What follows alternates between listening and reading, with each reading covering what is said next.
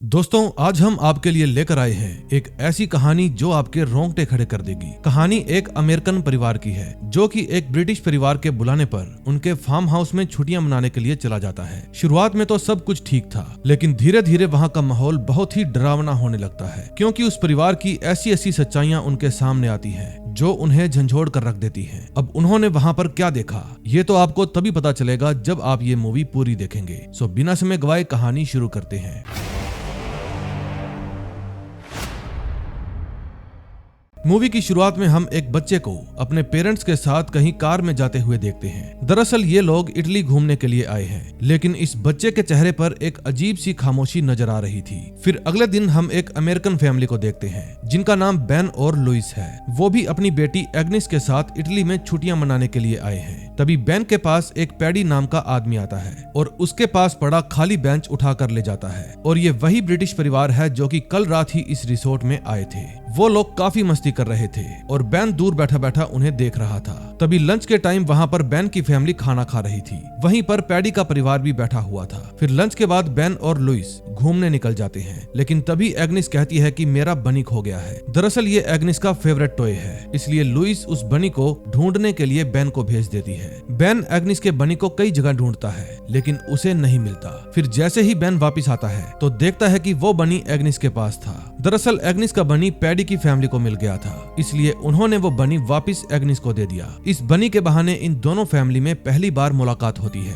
Paddy काफी मजाकिया किस्म का आदमी था। वो एग्निस के जिद करने पर उसे एक बाइक राइड पर ले जाता है, जो कि एग्निस को काफी पसंद आती है। फिर पैडी उन सबको खाना खाने के लिए इनवाइट करता है। जब वे लोग खाना खा रहे थे तब हमें पता चलता है कि बेन और लुइस दोनों ही बेरोजगार हैं और अपने लिए काम ढूंढ रहे हैं। तभी हमें एक और बात पता चलती है कि लुइस एक वेजिटेरियन है। फिर पैडी उन्हें बताता है कि वो एक डॉक्टर है, लेकिन अब वो ट्रस्ट के लिए काम करता है। फिर वो उनको अपने बेटे एंट के बारे में भी बताता है। पैडी ने बताया कि किसी बीमारी की वजह से मेरे बेटे की जीभ आम बच्चों से छोटी है, इस वजह से वो बोल नहीं पाता। ये बात सुनकर बेन और लुइस को एंट के लिए काफी बुरा लगता है। तभी कुछ दिन बेन और लुइस छुट्टियां मनाकर वापिस अपने घर आ जाते हैं। फिर एक दिन बेन को पैडी का भेजा हुआ इनविटेशन मिलता है। दरअसल पैडी ने उन्हें अपने घर में आने के लिए इनवाइट किया था। बेन वहाँ पर जाने के लिए बिल्कुल तैयार था, पर लुइस कहती है कि हम उन्हें जानते नहीं और ऐसे ही किसी के घर पर कैसे जा सकते हैं। लेकिन बेन के कहने पर लुइस मान जाती है। फिर बेन और लुइस अपनी बेटी के साथ वहाँ पर जाने के लिए निकल पड़ते हैं। पैडी का घर शहर से काफी दूर जंगल में था, जहाँ पर नेटवर्क की भी काफी प्रॉब्लम थी।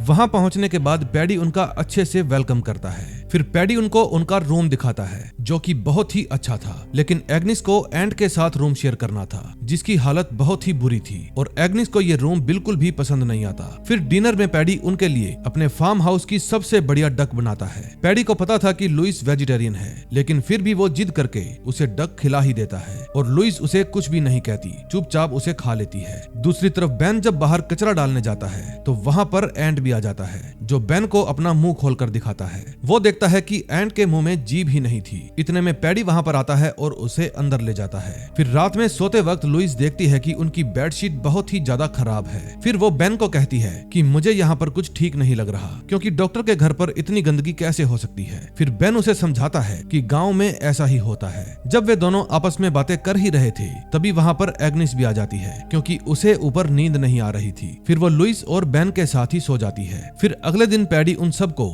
जंगल में हाइकिंग के लिए ले जाता है। वो उन्हें जंगल की बहुत सारी चीजें बताता है। तभी लुइस की गर्दन में दर्द होने लगता है। अब क्योंकि पैडी एक डॉक्टर था, वो लुइस को बहाने से अजीब तरीके से छूने लगता है, जो कि लुइस को बिल्कुल भी अच्छा नहीं लगता। फिर वे सभी एक ठंडे पानी की झील में नहाने के लिए चले जाते हैं। फिर जैसे ही सैरा अपने कपड़े उतारती है, लुइस देखती है कि उसके पूरे शरीर पर काफी सारे निशान बने हुए थे। फिर पूछने पर वो बताती है कि कल रात में एप्पल उठा रही थी और उठाते वक्त मैं गिर गई, इसी वजह से मुझे चोटें आ गई। लेकिन लुइस को अब भी कुछ गड़बड़ लग रही थी। फिर वो देखती है कि एंट को तैरना नहीं आता, फिर भी पैडी उसे पानी में गिरा देता है। फिर घर आने पर लुइस बेन को वहाँ से चलने के लिए कहती है। वो कहती है कि मुझे ये सारी फैमिली बहुत ही ज्यादा अजीब लग रही है। इतने में सैरा आकर उन्हें बताती है कि आज हम बाहर डिनर करने के लिए जाएंगे, लेकिन बच्चे घर पर ही रहेंगे। फिर पैडी बच्चों के लिए एक बेबी सीटर को घर पर बुला लेता है, ताकि वो उनके जाने के बाद बच्चों का ख्याल रखे। फिर डिनर के टाइम पर पैडी लुइस से कल रात के लिए माफी मांगता है। पैडी कहता है कि मैं तो भूल ही गया था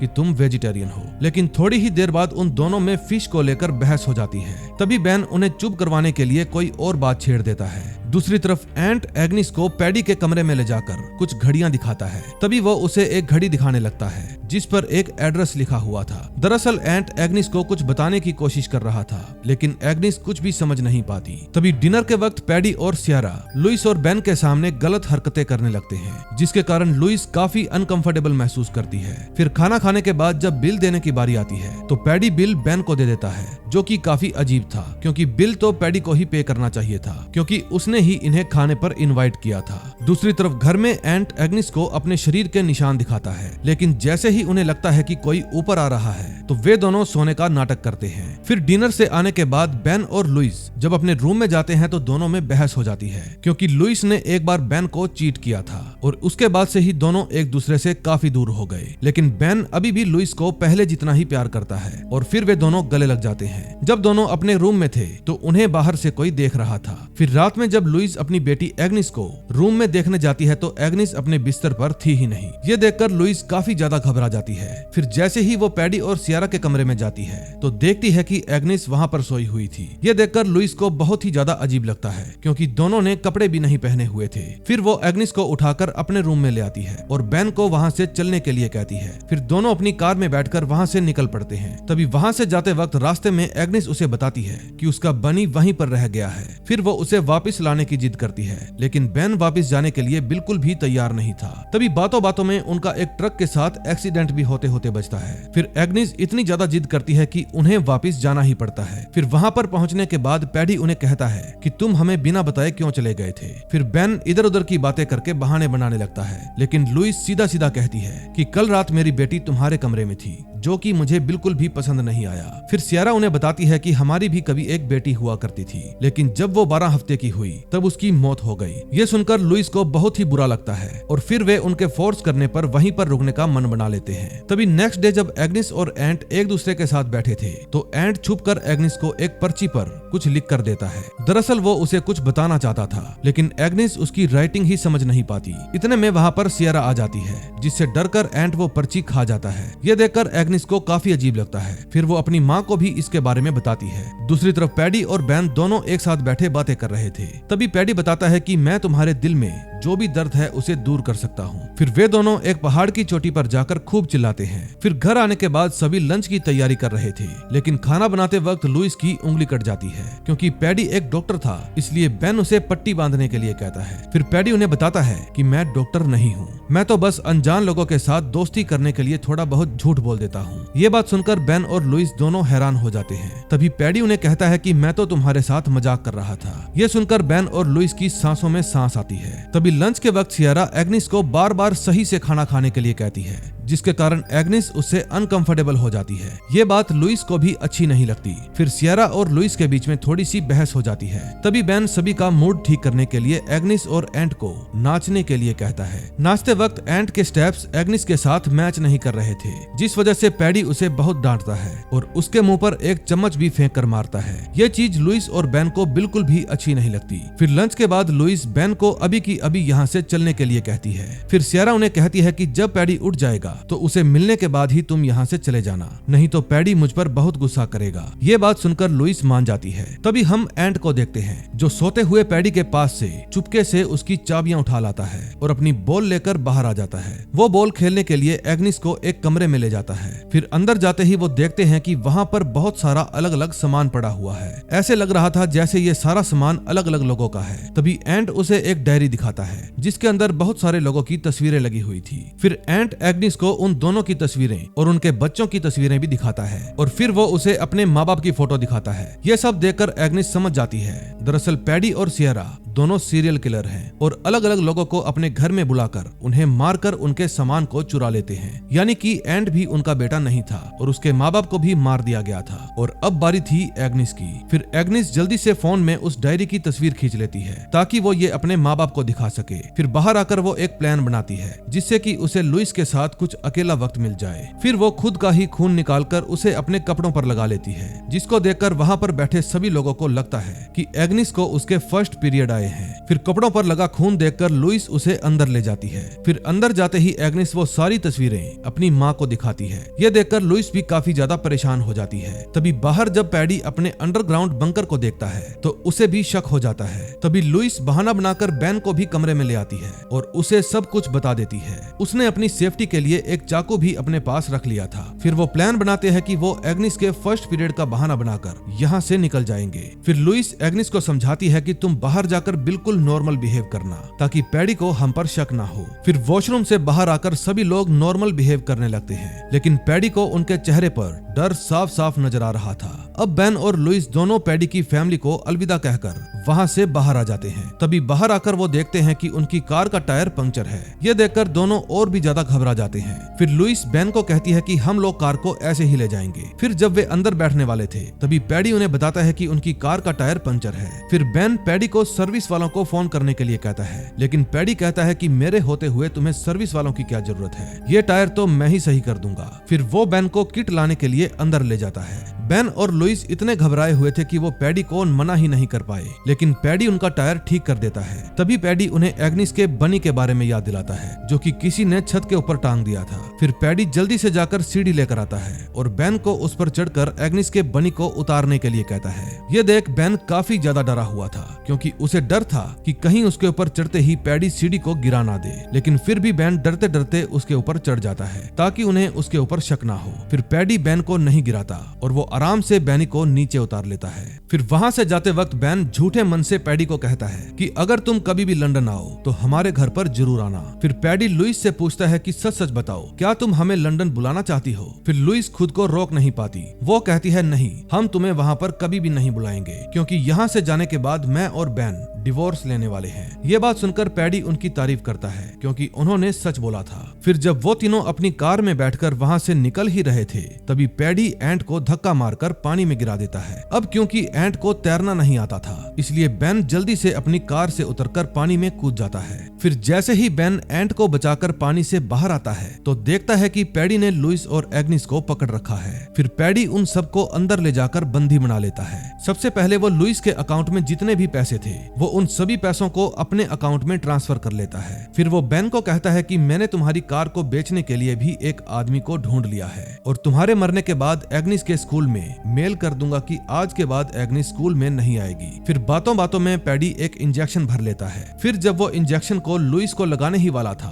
तभी लुइस अपने पास से एक चाकू निकालकर पैडी पर हमला कर देती है। फिर कट लगने की वजह से पैडी दर्द से चिल्लाने लगता है। उसके हाथ से इंजेक्शन नीचे गिर जाता है और एग्निस चुपके से वो इंजेक्शन अपने पास रख लेती है। दूसरी तरफ सियारा जब उनके ऊपर गन से हमला करने वाली थी तो लुइस उसे भी पकड़कर नीचे गिरा देती है। फिर बेन जल्दी से उन सभी के हाथ खोल देता है। तभी वो पैडी और सियारा को उस रूम के अंदर बंद कर देते हैं और अपनी कार में बैठकर वहां से जाने लगते हैं। फिर जैसे ही वो बाहर निकलते हैं उनके सामने एक कार आ जाती है। उस कार से एक आदमी बाहर निकलता है और उनकी कार पर शूट कर देता है। दरअसल ये वही रेस्टोरेंट वाला आदमी था। फिर बेन देखता है कि ये आदमी भी उनके साथ मिला हुआ है। फिर बेन और लुइस जल्दी से अपने बच्चों को लेकर घर में ही छुप जाते हैं। बाहर वो आदमी पैडी और सियारा को उस कमरे से बाहर निकाल देता है। तभी लुइस पुलिस को फोन करने की कोशिश करती है, लेकिन इतने में सियारा आकर बाहर से लैंडलाइन की वायर्स काट देती है। अब लुइस और भी ज्यादा परेशान हो जाती है। अब बेन तो बहुत ही ज्यादा पैनिक हो गया था, लेकिन लुइस जल्दी से जाकर उसे हौसला देती है और कहती है कि हमें हमारी बेटी के लिए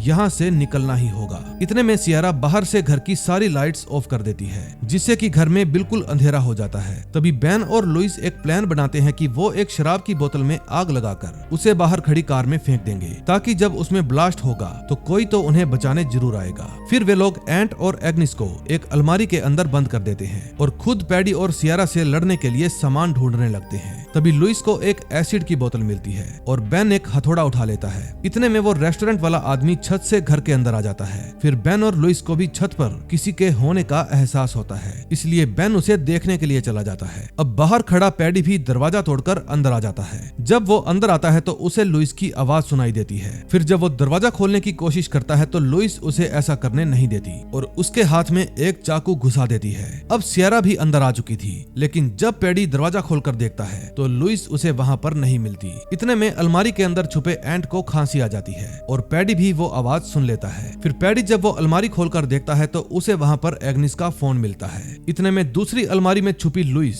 पैडी पर एसिड डाल देती है, जिससे कि पैडी बहुत ही बुरे तरीके से चिल्लाने लगता है। फिर सियरा जल्दी से भागकर उसके पास आती है, लेकिन इतने में लुइस बच्चों को लेकर ऊपर चली जाती है। फिर जैसे ही लुइस ऊपर जाती है तो उनको पैडी का बुलाया हुआ वो आदमी देख लेता है। फिर वो गन लेकर लुइस का पीछा करता है। तभी पीछे से आकर बेन उस पर हमला कर देता है, लेकिन वो आदमी बेन को ही मारने लगता है। इतने में लुइस वहाँ पर आती है और उसके सर पर वार करके उसे मार देती है। फिर बेन जल्दी से उस आदमी की कार की चाबी निकाल लेता है और सभी को ऊपर ले जाता है ताकि वो छत से नीचे आ सके।